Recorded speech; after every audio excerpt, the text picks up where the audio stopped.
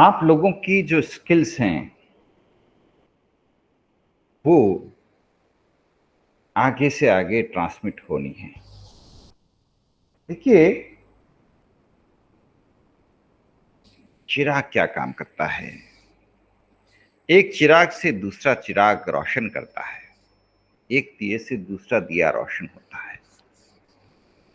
वही काम शिक्षक का होता है। एक शिक्षक अपने आदर्श, अपने जीवन मूल्य, अपने सिद्धांत, अपने विचार, अपने परिश्रम की जो रोशनी है उससे दूसरे स्टूडेंट्स को रोशन करने की कोशिश करता है। जो विशेषताएं टीचर में है उसमें से कुछ विशेषताएं स्टूडेंट अपने अंदर भी डेवलप कर लेते हैं। एग्जैक्टली तो वैसी नहीं, लेकिन सिमिलर। पहले एक दिया था, अब कई दिए रोशन हो गए, चारों तरफ रोशनी फैलने लगी। तो एक इंस्टीट्यूट और कुछ नहीं, रोशनी फैलाने का जरिया है। एक इंस्टीट्यूट और कुछ नहीं, चिराग जलाने का, रोशन, पूरी दुनिया को रोशन करने का एक तरीका है। और इसलिए सबसे इंपॉर्टेंट व्यक्ति आप स्वयं हैं। देखिए, सीधी सी बात है, आपके अंदर जितनी ज्यादा अच्छे गुण हैं, स्किल्स हैं, हुनर है, कमिटमेंट है, जोश है, उत्साह है, क्वालिटीज हैं, वही तो आगे ट्रांसमिट होनी है। वो ट्रांसमिट होकर स्टूडेंट्स में जाएगी, स्टूडेंट से वो ट्रांसमिट होकर के इंडस्ट्री में जाएगी, और अल्टीमेटली उसका बेनिफिट आपको इनडायरेक्टली मिलेगा। इंस्टीट्यूशंस आपके पास आएंगे।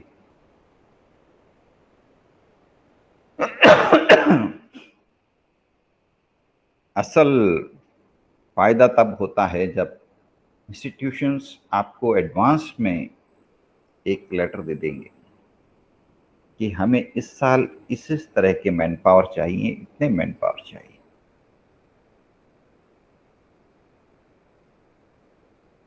यह भी नहीं, फ्यूचर में होगा। फ्यूचर में जब आपके आसपास की जो भी इंडस्ट्रियल यूनिट्स हैं, बिजनेस हाउसेस हैं, वो आपको एडवांस में इंटीमेशन देते हैं कि देखिए इस साल हमें इतने इस तरह के लोग चाहिए, तब समझिएगा कि आप सक्सेसफुल हो गए हैं, आपका काम सक्सेसफुल हो गया।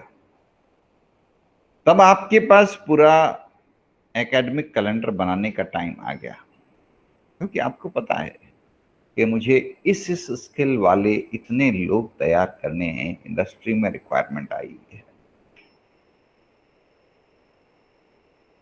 जब आप इंडस्ट्री एसोसिएशन मीटिंग में जाओगे, हर व्यक्ति आपसे मिलने के लिए लालायित रहेगा।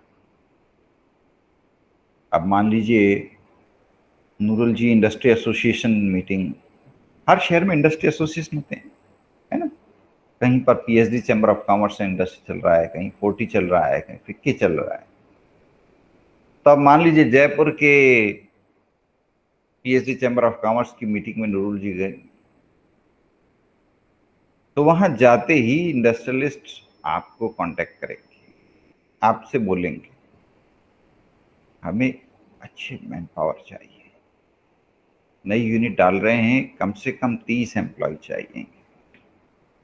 तो कोई दूसरा इंडस्ट्रियलिस्ट आके बोलेगा मैं एक्सपोर्ट यूनिट शुरू कर रहा हूं, मुझे 15 अच्छे चाहिए, इंटरनेशनल मार्केटिंग में दक्ष लोग चाहिए। तो आपकी सक्सेस, ये आपकी सक्सेस है।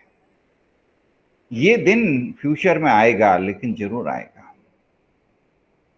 और फिर इस इंडस्ट्री फीडबैक के बेस पर आप अपना ट्रेनिंग कैलेंडर बनाएंगे, अपनी ट्रेनिंग कैलेंडर को शेड्यूल करेंगे, अपना एकेडमिक कैलेंडर बनाएंगे। फिर आप अपने ऑनलाइन डिस्प्ले बोर्ड पे लिखेंगे कि दिनांक 1 जनवरी से 25 फरवरी हमारे यहाँ ये ट्रेनिंग प्रोग्राम रहेगा, इसमें ये क्वालिफिकेशन वाले लोग अप्लाई कर सकते हैं, इनको इस तरह से हम तैयार करेंगे। इंस्टीट्यूट की पहचान तब बननी शुरू हो जाती है, आज आप शुरुआत करेंगे, अगले 5 साल बाद, अगले 10 साल बाद इंस्टीट्यूट अपने रंग में आने लग जाएगी। 5 साल बाद या 10 साल बाद आपकी इंस्टीट्यूट के कारण पूरे शहर का, जहां पर भी आप ऑपरेट कर रहे हैं, उस शहर का आबो हवा बदलेगा। लोगों को अच्छी स्किल्स मिलेगी, अच्छी हुनर मिलेगी, अच्छी नौकरियां मिलेगी, अच्छी इनकम होगी, कंपनियों में इनकम बढ़ेगी, उनका बिजनेस बढ़ेगा, प्रॉफिट बढ़ेगा, उनकी वर्क कल्चर की एफिशिएंसी के कारण ओवरऑल उन कंपनियों की तरक्की बढ़ेगी। आपके कारण, यस, आपके कारण पूरा इंडस्ट्रियल इकोसिस्टम इन्फ्लुएंस्ड होगा। आपके कारण इंडस्ट्रीज खूब तरक्की करेंगी। आपको पता है भारत में क्लस्टर सिस्टम होता है। क्लस्टर का मतलब क्या?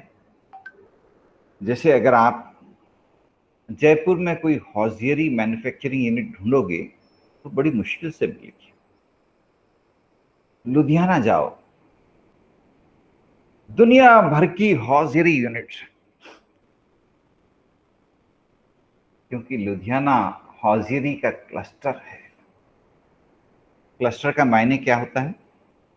क्लस्टर का मतलब एक ऐसा शहर जिसमें एक इंडस्ट्री की सैकड़ों हजारों कंपनियां हैं, छोटी छोटी छोटी छोटी छोटी।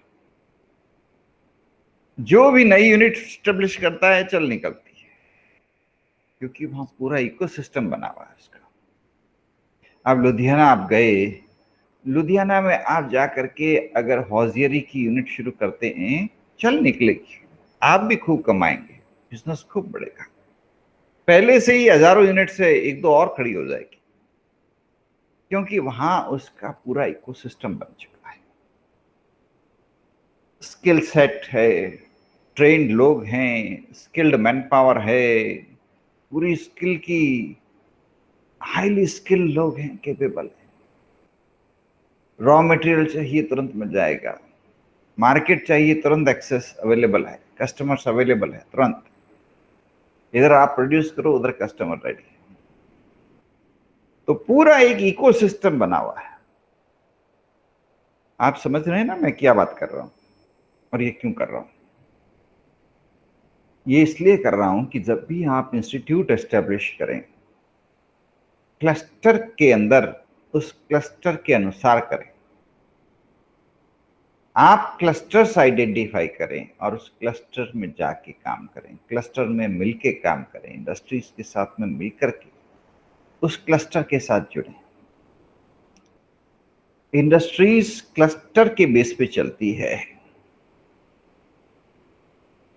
हर जगह हर काम नहीं होता। आप जयपुर में हॉजियरी यूनिट एस्टेब्लिश करने की कोशिश करेंगे, सफलता नहीं मिलेगी। लेकिन यही हॉजियरी की यूनिट आप लुधियाना में एस्टेब्लिश करेंगे, वाह, चल निकलेगा। लुधियाना में क्यों चल निकलेगा, जयपुर में क्यों चल नहीं चलेगा? क्योंकि लुधियाना में उसका क्लस्टर बना हुआ है, उसका माहौल है, वहां पे उस सेक्टर से संबंधित सब चीजें हैं। स्किल्ड मैन पावर है, स्किल ट्रेनिंग एकेडमी है, स्किल सेंटर्स हैं, रॉ मटेरियल है, मार्केट है, सब चीजें। भारत में हर इंडस्ट्रियल क्लस्टर अपना अलग इकोसिस्टम बना देता है। लुधियाना में हॉजियरी, राजकोट में मशीन टूल्स, ये सब क्या है? हर शहर में आपको कुछ ना कुछ मिलेगा। तो आपको ये देखना है आप किस स्किल पे फोकस कर रहे हैं और उसके लिए कौन सा क्लस्टर बेस्ट है, ताकि आपके इंस्टीट्यूट को आगे बढ़ने के लिए जो एनवायरनमेंट चाहिए वो मिल जाए, मजा आ जाए।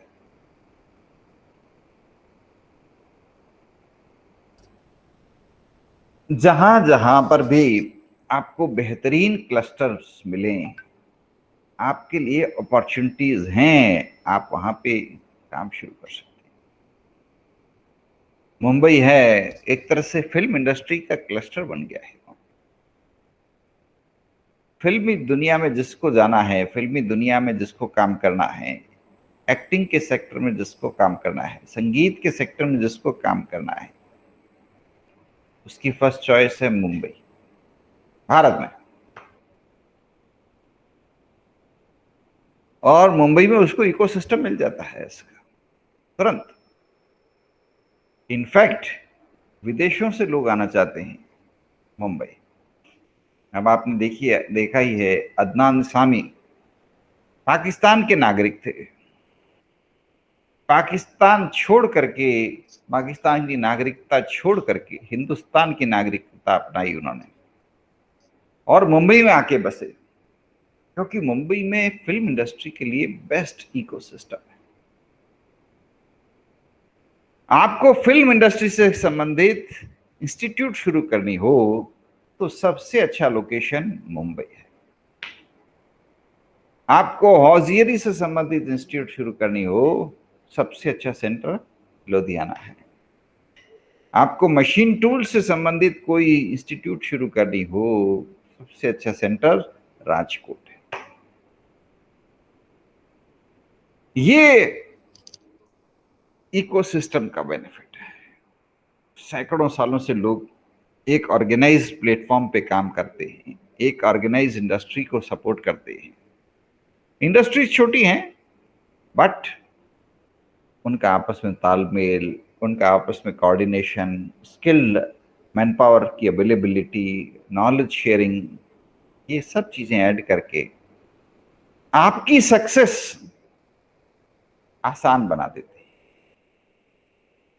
You become successful if you are part of a skill centre cluster. You are part of a skill cluster. Clusters identify करना जरूरी है। कई नए क्लस्टर बन रहे हैं, कई नए क्लस्टर्स एमर्ज हो रहे हैं, उनको आइडेंटिफाई करिए, उनके साथ जुड़िए। उनमें तो भी कोई है ही नहीं।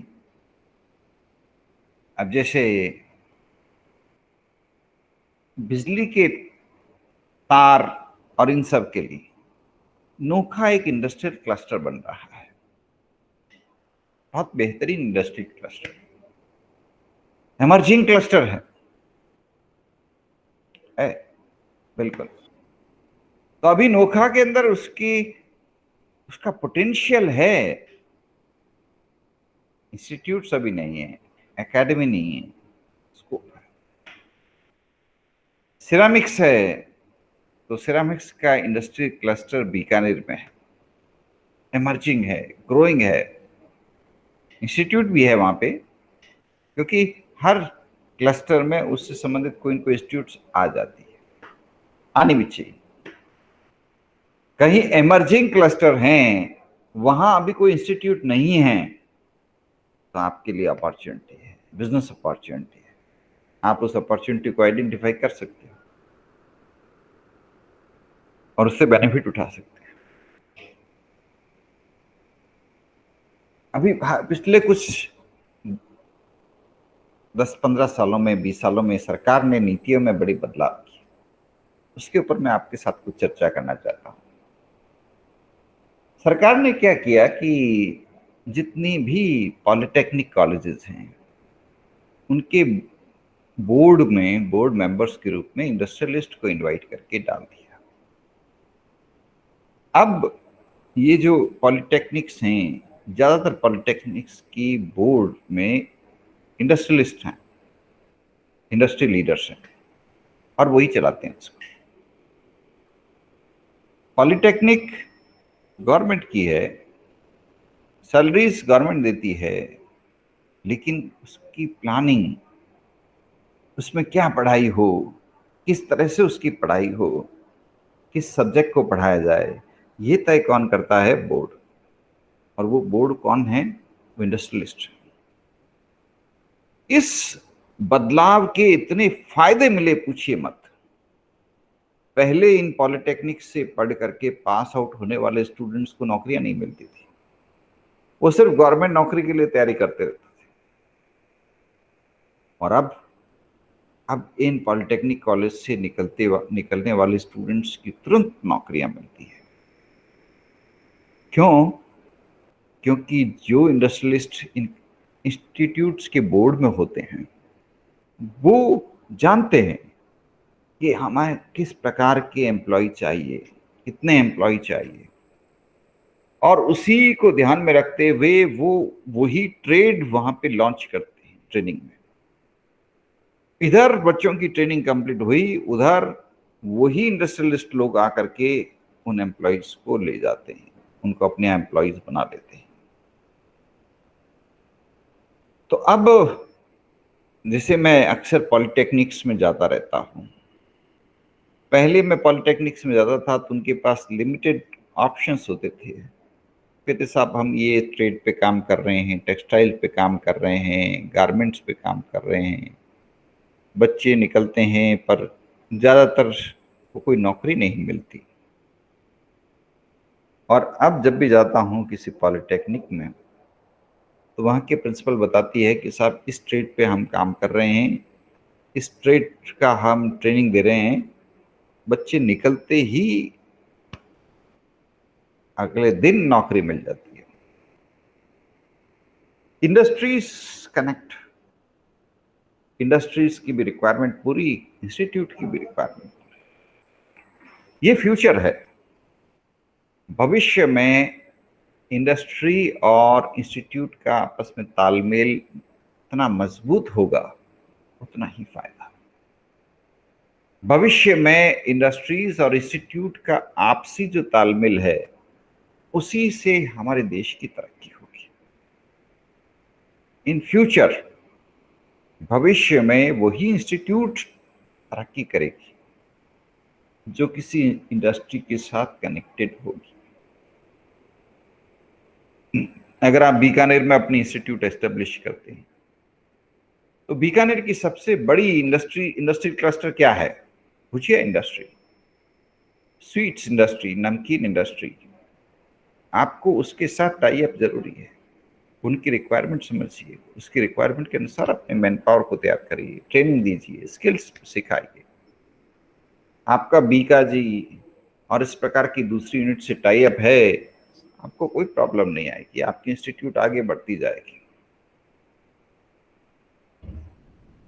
है ना। जयपुर में जेम्स एंड ज्वेलरी के लिए, टेक्सटाइल्स के लिए और सांगानेरी प्रिंट के लिए इतनी सारी इंडस्ट्रीज है। अब जयपुर में आप अपनी इंस्टीट्यूट खोल रहे हैं, आप मान लीजिए सांगानेरी प्रिंट का जो क्लस्टर है उसके साथ आपका टाई अप है, उन इंडस्ट्रीज के साथ में आपका इन्वॉल्वमेंट है, उन इंडस्ट्रियलिस्ट को आप अपने बोर्ड में बुला लेते हो, अपने बोर्ड में उनके साथ में मीटिंग करते हो, रेगुलर डिस्कस करते हो, आपके स्टूडेंट को दिक्कत ही नहीं आएगी। वो इधर कंप्लीट करेगा अपनी ट्रेनिंग, उधर उसको नौकरी, बिल्कुल आसान। तो इंडस्ट्री और इंस्टीट्यूट का कोलैबोरेशन पहल इंस्टीट्यूट को करनी पड़ेगी, पहल आपको करनी पड़ेगी। आप इंस्टीट्यूट चलाना चाहते हो, आपको पहल करनी पड़ेगी।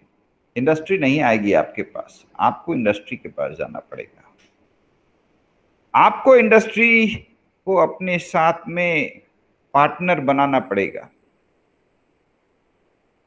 आप जब इंडस्ट्री को अपने साथ में पार्टनर बना लेंगे, आप जब इंडस्ट्री को अपने साथ जोड़ लेंगे, आपका काम आसान हो जाएगा, है ना। तो ये पहल इंडस्ट्री को ही करनी है, इंस्टीट्यूट को करनी है। इंस्टीट्यूट को खुद पहल करके, खुद इनिशिएटिव लेकर के इंडस्ट्री को अपने साथ जोड़ना है, इंडस्ट्री को अपने साथ में अटैच करना है, इंडस्ट्री के लोगों को बोर्ड में शामिल करना है। क्योंकि जब इंडस्ट्रीज के रिप्रेजेंटेटिव आपके बोर्ड ऑफ डायरेक्टर्स में जुड़ेंगे, आपकी इंस्टीट्यूट की तरक्की पक्की है, बहुत तरक्की होगी, है ना। तो उसी के अनुसार प्लान करते हुए आप अपने काम करें।